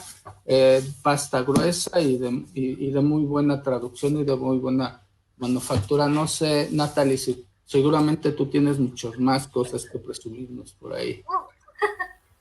Bueno, le comentaba a Miguel en un principio que justamente ese La Noche de los Monstruos, ese es fabuloso. De los libros que tenemos disponibles y accesibles, creo, ese está bastante bien en investigación, documentación y también en los textos que trae, ¿no? Yo tengo mira, Ahora, por eso, una versión pequeña. también tengo el de Ciruela, ¿no? ¿No? Tengo este. Ah, ¡Ay, qué bonito! Ya. Ese trae los cuentos. Sí, también hay trae, antologías a las que los titulan Fantasmagoriana y traen sus cuentos. sí, tiene el mismo nombre de Fantasmagoriana, pero no trae los cuentos que salieron de la noche de Villa Diodati. El sueño de Mary Shelley, el entierro de Lord Byron, los asesinos de Percy Shelley, y el vampiro. Así que eso. Quería leer lo último, y saludar a otras personas que estuvieron presentes, como Abdul Mergul. Saludamos también a Wilson Valdelomar, creo que lo dije bien. Y él ahí, tiene una César, pregunta, tiene dos preguntas. Dime. a Wilson lo quiero saludar yo también, porque es alguien que sigue a Agustín Calmel desde hace muchísimo tiempo. No sé si me tenga con una alarma especial, pero cada que publico algo, Wilson es de los primeros que pone manita para arriba. Pero aparte, por los comentarios que veo y lo que siempre complementa a veces mis publicaciones, se ve que es un gran conocedor del tema, así que le mando un saludo muy especial a él. Bueno, y Wilson pregunta, la recopilación de Adrián Hidalgo, Vampiria, reproduce una nota preliminar escrita por Polidori a su relato al vampiro, el cual nunca aparece en otras traducciones al castellano. En esa nota preliminar, Polidori refiere el caso extraño del vampiro de Maduecna, creo que así está bien dicho, ocurrido alrededor de 1730, cerca de los Balcanes, donde un soldado de nombre Arnoldo Paole, mira, un interesante apellido, aparentemente fue víctima de un vampiro en la frontera de Grecia, y luego de morir al poco tiempo por causa de un accidente de carreta.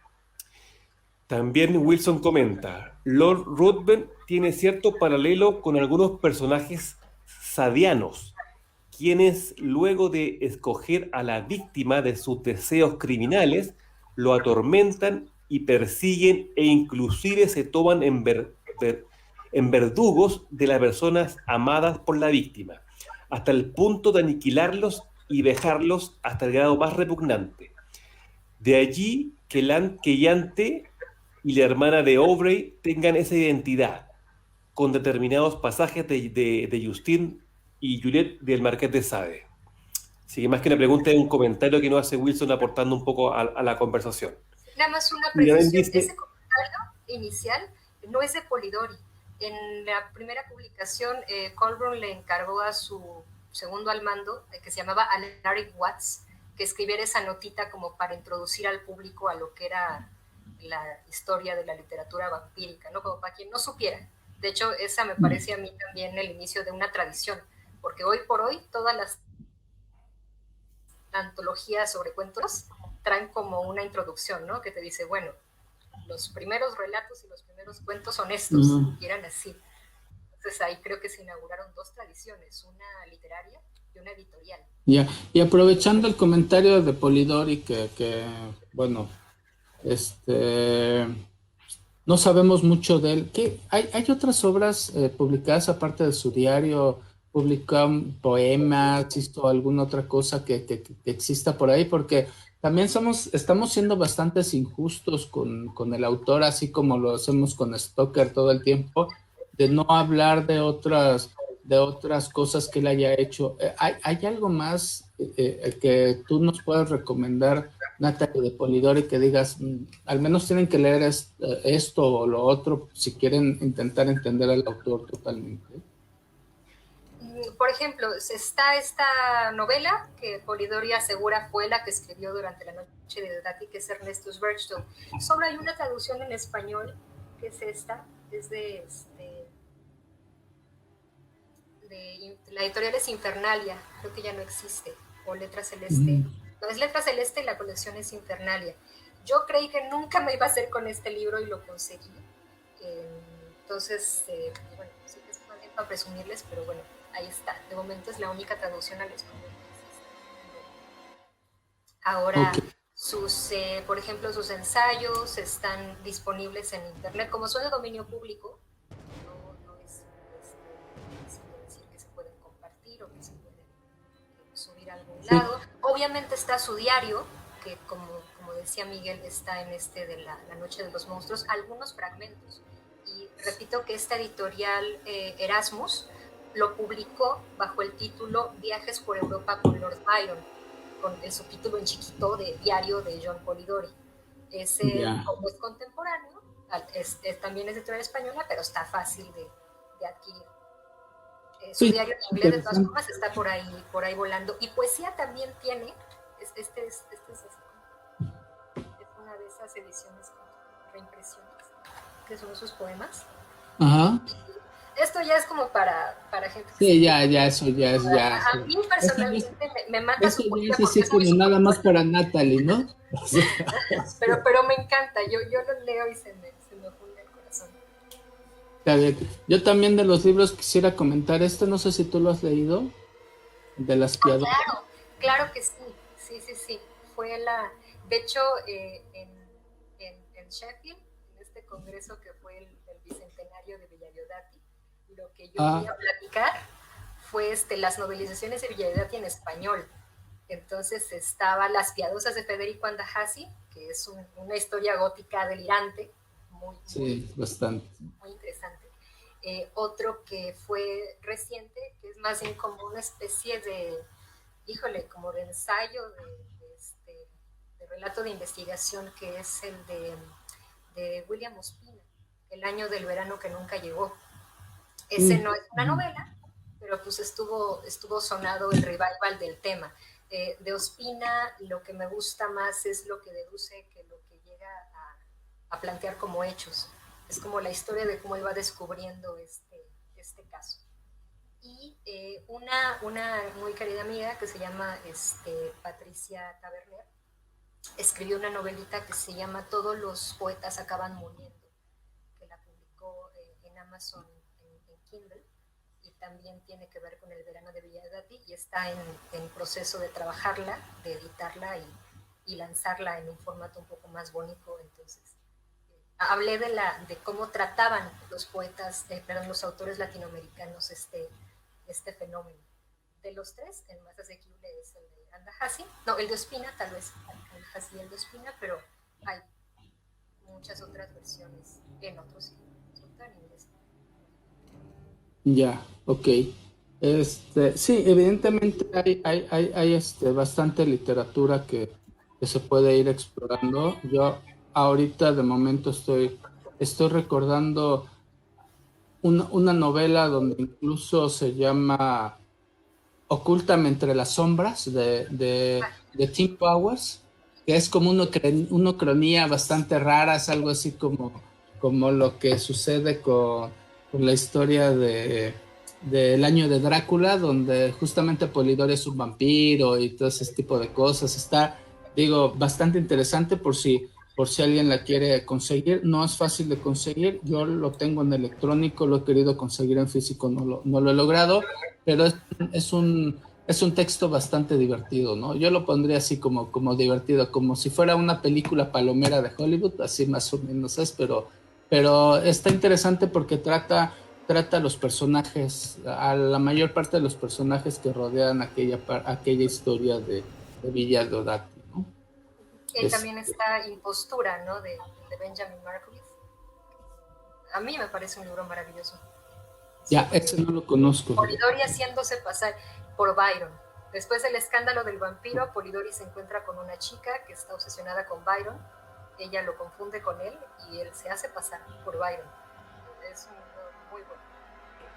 Ya, pues bueno, ya vimos que literatura hay un montón. De eso se tratan estos programas, de incitar a que empiecen la lectura. Yo siempre le he dicho, los vampiros más peligrosos son los que están en los libros, porque esos te muerden y no te sueltan nunca, ¿no? Entonces, por fortuna no he conocido a ningún vampiro real, ni siquiera los energéticos, que son los más peligrosos, pero no desaprovechen la oportunidad de tomar un buen libro, de leer El vampiro. Es un libro pequeñito, lo leerán en 2 o 3 días si no son lectores que devoran libros. Si son de los que devoran libros, en 1 hora y media terminan de leer el cuento. César, no sé si quieras comentar alguna otra cosa más. No, creo que por lo menos lo que son las preguntas de la gente, creo que fueron todas. Creo que, bueno, Boris pregunta, ahora que estoy leyendo, si hay otra novela de vampiros contemporáneas que te gustan mucho, alguna novela mexicana de género, pero creo que ya algo ya han comentado. No sé si quieres comentar algo mexicano que recomiendes para todos los oyentes. Híjole, yo ahí sí les quedo mal, porque de mexicanas no conozco muchas. Creo que el experto es Miguel. Yo mexicanas del género bastantes de vampiros, pero exclusivamente de lo que es el vampiro de Polidori, o de lo que pasó en Villodati, o de Frankenstein, o cosas de ese tipo, creo que no hay. Vamos a invitar a que se haga. Invitemos a que se hagan también, o invitemos a los escuchas. Digo, afortunadamente el otro programa tuvo más de 500, 600 reproducciones. Invitarlos también a que vean el programa en vivo, porque sus aportaciones construyen el programa, y si no, pues también que dentro de la misma publicación ahí nos pongan sus comentarios. Estamos César y yo muy pendientes de lo que nos dicen. Natalie, para cerrar un poco el programa, ¿qué crees que pudieras complementar de todo lo que has comentado? Nos has dicho infinidad de cosas que no conocíamos del libro. Para mí, al menos, en este continente y en el viejo continente, en habla hispana, creo que eres una de las personas que más conoce de Polidori, del vampiro, de la obra, del autor, de lo que es esa época de la literatura. ¿Qué quisieras comentarle a nuestros amigos antes de que terminemos el programa?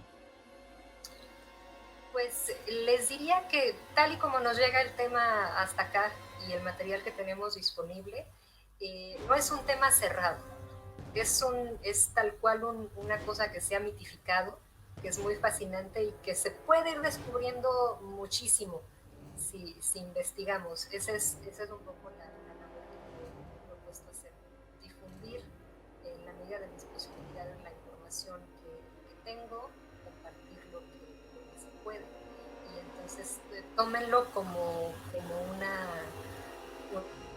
una fuente inagotable de misterios y de historias y de posibilidades. Es decir, el vampiro todavía tiene mucho que dar, se le está revaluando, hay una suerte de revival en los estudios sobre el vampiro de Polidori mismo como autor y como persona.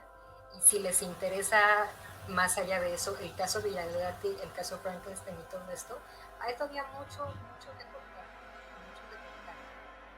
No les han dicho todo, créanme, hay cosas ahí que todavía se pueden seguir traduciendo.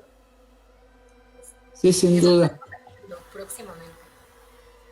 Pues Natalie, invitarte a que hagas un vampiro anotado, ¿no? O sea, regálanos un libro del vampiro anotado. Eso estoy. Haz una cosa así parecida, la verdad es que te lo vamos a agradecer mucho.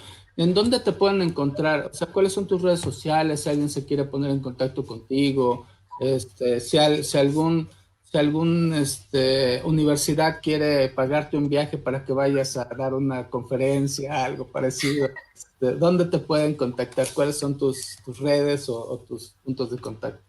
Bueno, en Twitter, como saben, es @JohnWPolidori. Es una cuenta en la que más que difundir o más que crear cosas y compartirlas, me dedico a compartir lo que otras personas hacen. Entonces lo que se ve son, si alguien, por ejemplo, tiene un podcast como este, lo comparto. Si hay alguien haciendo su tesis sobre Polidori, lo comparto. Si alguien leyó el cuento y subió una reseña a su blog, yo lo comparto. Entonces ese es un espacio en el que exclusivamente me dedico a cosas de esas. Y en Facebook pues me encuentran como Natalie Black-Lloyd, que es Black como negro en inglés, y Lloyd, Lloyd, que también tiene un origen vampírico, ese seudónimo. Y si quieren que les comparta algún material o que les dé alguna recomendación o que cualquier pregunta que tengan, créanme que yo siempre estoy feliz de hablar de estas cosas y de contestarles y de darles las referencias y las guías que estén en mi poder darles. Esto es ya una misión de vida a la que yo me estoy entregando, independientemente de mi trayectoria profesional. Esto ya es para mí. Entonces, cualquier cosa, ahí estoy. En ese último punto sí me consta, cuando a Natalie le mandé un mensaje de si quería participar en el programa, no se tardó ni 2 minutos en contestar. Me lo dijo así tal cual, literal, estoy dentro, ¿no? O sea, entonces, siéntanse en confianza, creo yo estoy hablando de más, pero siéntanse en confianza de contactarla. La verdad es que van a aprender mucho de este tema del vampiro de Polidori y también de la literatura gótica y algunas otras cosas. O sea, como ella bien lo dijo, hay más cosas escritas, hay más cosas que existieron que no están escritas y que falta por escribirlas, ¿no? Entonces, regálanos un vampiro anotado, Natalie, en el futuro, por favor. César, sería interesante, sería bueno. No voy a decir para cuándo. Bueno, sí. Pero sí. Esperemos, digo, toma en consideración que los que estamos aquí en este programa no somos inmortales, no somos vampiros, así que espero que sea antes de que nosotros pasemos a mejor vida, que nos puedas regalar ese texto. César, ¿quieres cerrar con algún comentario? No, solamente quiero agradecer a Natalie y a todos los escuchas por esta velada. Creo que hemos aprendido bastante.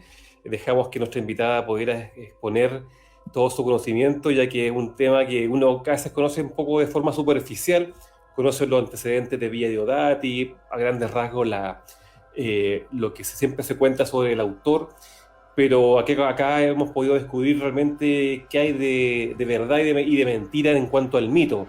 Hay muchas cosas que uno las cree como por sabidas y no son tan así.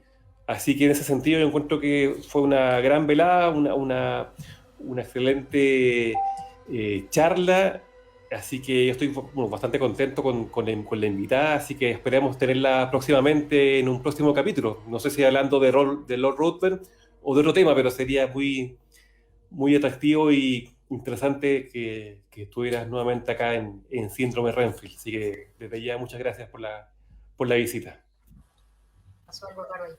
Sí, Natalie, mientras te desapareciste, César está intentando buscar comprometerte en otro tema, en otro programa. A mí me, a mí me gustaría después ver, porque si ando buscando quién pueda hablar con nosotros, ya hablamos ahorita de Lord Ruthven, me gustaría hablar de Carmila y de ir abordando otras obras más, después ir bosquejando con quién lo podremos ver. Aprovecho para comentarles el próximo programa. Vamos a hablar de la metamorfosis del vampiro, de una tesis que escribió una conocida mutua. Ya veo que Natalie está empezando a aplaudir.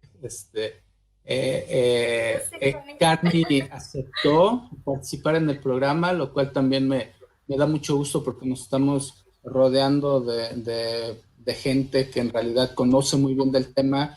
He estado leyendo su tesis, me parece un documento increíble, muy bien estructurado, y quiero que hablemos justamente de la metamorfosis del vampiro en la literatura. Va a ser sin duda, como un gran programa. Entonces, yo quiero cerrar un poco con eso para invitarlos a que nos sigan. Sabemos que nos ven después de que ya está grabado el programa. Sabemos que nos ven, que nos gustaría que nos comentaran, que nos platicaran qué les ha parecido.